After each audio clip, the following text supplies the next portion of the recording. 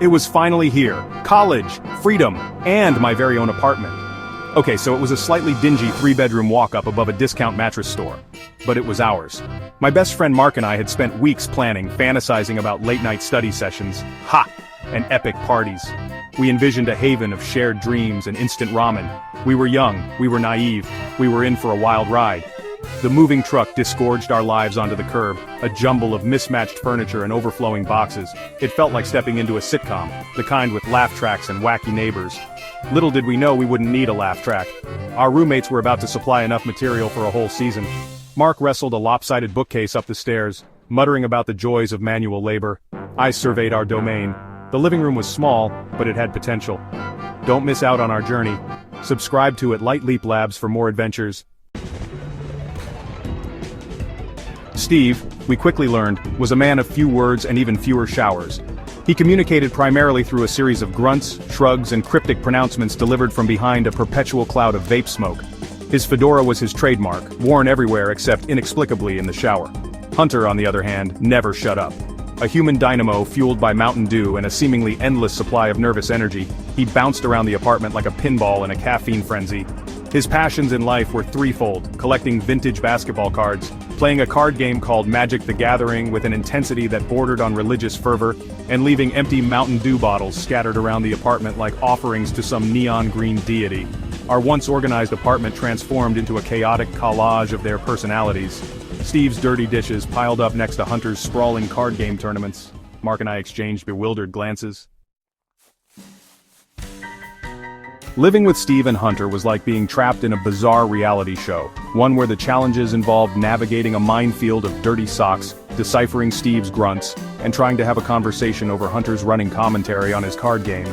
Steve, despite his minimalist approach to verbal communication, had a knack for passive-aggressive pronouncements.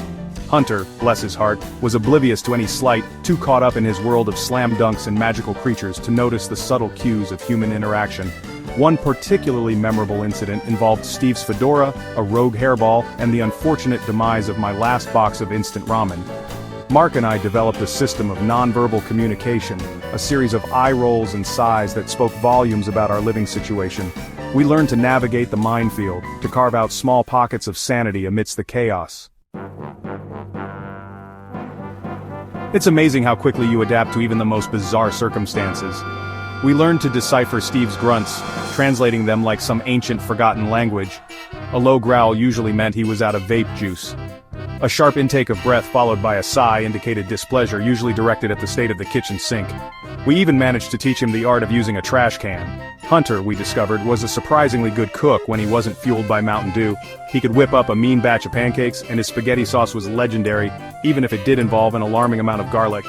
Our apartment became a haven for the misfits, a place where fedoras and basketball cards coexisted in a strange, chaotic harmony. We had our moments of frustration, but looking back, I wouldn't trade those crazy, chaotic days for anything. The year flew by in a blur of late-night study sessions. Okay, maybe some of those happened. Questionable culinary experiments, and enough laughter to shake the foundations of our little apartment above the discount mattress store.